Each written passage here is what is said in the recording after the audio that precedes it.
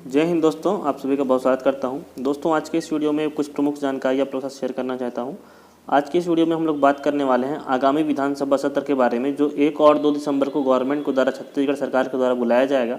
और इस जो सत्र होने वाला है, शीतकालीन सत्र, इसमें पूरी यही संभावनाएं बन रही हैं कि आरक्षण संबंधित जो बिल है वो पास करा लिया जाएगा। और इसके लगातार सचिवालय में काम चल रहा है। आप लोग देख पाएंगे कि विधानसभा सत्र के लिए आधी रात तक कर रहा है मुख्यमंत्री सचिवालय, काम कर रहा है। और इसके पहले, यहाँ पर लाने से पहले 24 तारीख को कैबिनेट की मीटिंग होने वाली है, जिसमें सभी प्रमुख मंत्री जो है छत्तीसगढ़ के शामिल होंगे और वहाँ पर उसको मुहर लगा देंगे कि इस प्रस्ताव को हम लोग को विधानसभा सत्र में रखना है। ठीक है, यहाँ पे आप लोग देख रहे होंगे कि यहाँ पे जो है कि इसी के लिए जो 1 और 2 दिसंबर को विधानसभा का सत्र बुलाया गया है।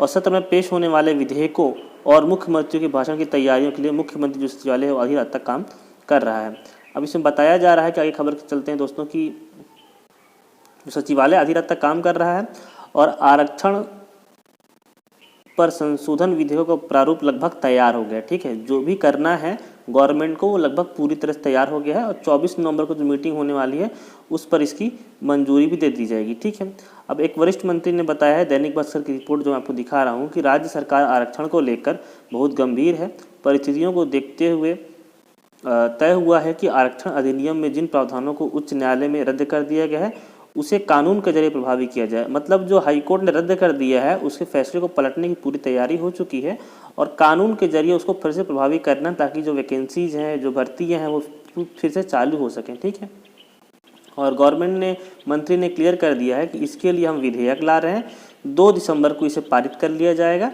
ठीक है, और बताया जा रहा है कि सरकार इस विधेयक के साथ एक संकल्प भी पारित करने का विचार कर रही है। एक संकल्प पारित करके क्या करने वाली गवर्नमेंट, इसमें आप लोग देख सकते हैं, केंद्र सरकार से आग्रह करेगी। केंद्र सरकार मतलब सेंट्रल गवर्नमेंट से आग्रह किया जाएगा कि वह छत्तीसगढ़ के आरक्षण कानून को संविधान की 9वीं अनुसूची में शामिल कर ले।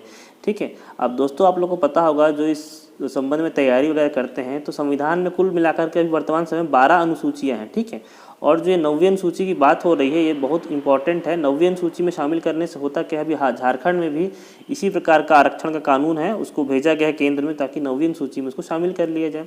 9वीं अनुसूची दोस्तों भारत के संविधान में प्रथम जो संशोधन हुआ था 1 नंबर का, वो भूमि सुधार से संबंधित कानून बना करके इस अनुसूची में डाल दिया जाता है। इस अनुसूची की दोस्तों खास बात यह होती है कि इस अनुसूची के अंतर्गत आया कोई भी विषय जो है सुप्रीम कोर्ट या हाई कोर्ट में वापस उस पर सुनवाई नहीं होती है। सुप्रीम कोर्ट हो या हाई कोर्ट हो, उस पर सुनवाई नहीं करते। 9वीं अनुसूची में कोई भी विषय अगर डाल दिया जाता है तो उस पर हाई कोर्ट या सुप्रीम कोर्ट सुनवाई नहीं करता है, बशर्ते एक कंडीशन होनी चाहिए, किसी व्यक्ति के मौलिक अधिकारों का अगर हनन हो रहा है तो उसकी बात अलग होती है, तो भी वो सुप्रीम कोर्ट उस पर सुनवाई करता है। ठीक है, तो ये बताया जा रहा है कि एक आरक्षण का जो अधिनियम है वो तो लाया ही जाएगा, साथ में एक प्रस्ताव भी ऐसा पारित किया जाएगा जो केंद्र सरकार से वो किया जाएगा कि ताकि इसको 9वीं अनुसूची में शामिल कर लिया जाए। ठीक है, उससे क्या होता है कि न्यायालय में चुनौती नहीं दे सकता है। फिलहाल यही रास्ता दिख रहा है जिससे आरक्षण को जो है अविवादित रखा जाए और उसमें किसी प्रकार का विवाद ना हो। ठीक है, 24 नवंबर को बैठक में जो प्रस्ताव बनाया जा रहा है उसका संकल्प चर्चा किया जाएगा और सरकार इसके अनुकूल रहा तो मंजूरी दे दी जाएगी। सरकार के जो सचिवालय भी प्रस्ताव बना रहा है, गवर्नमेंट को उसे लगता है कि हाँ ये बिल्कुल ठीक है, तो बैठक में इसको मंजूरी मिल जाएगी और फिर सब कुछ जो रहेगा गवर्नमेंट के अनुसार यहाँ पर आगे बढ़ा दिया जाएगा। तो इसी पूरी संभावना मिल रही है कि जो 2 तारीख को अधिनियम आएगा उसमें सब कुछ ठीक हो जाएगा। अब अधिनियम में आरक्षण किस प्रकार से दिया जाएगा ये भी मैं आप लोग को बता देता हूँ कि जनसंख्या के अनुपात में आरक्षण दिया जाएगा। और जो हमारे मुख्यमंत्री भूपेश बघेल जी द्वारा स्टार्टिंग में ऐसी बात कह रहे हैं कि जनसंख्या के आधार पर ही आरक्षण सभी को दिया जाना चाहिए। ठीक है, तो जो संशोधन आने वाला है मैं बता देता हूँ यहाँ पर कि अनुसूचित जनजाति को 32% दिया जाएगा। ठीक है, यहाँ पे आप लोग देख पाएंगे अनुसूचित जनजाति को 32% हो जाएगा, अनुसूचित जाति को 13%। हालांकि पहले 16% मिल रहा था 2012 के पहले अनुसूचित जाति को, लेकिन यहाँ पे 13% करने का प्रावधान है।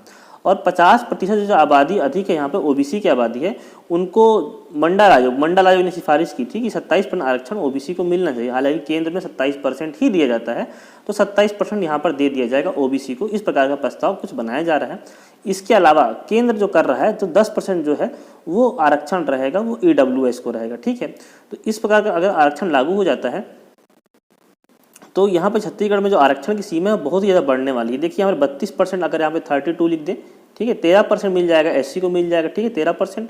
उससे 27% किसको मिलने वाला है, ओबीसी को मिलने वाला है, और 10% मिलने वाला है ईडब्ल्यूएस को।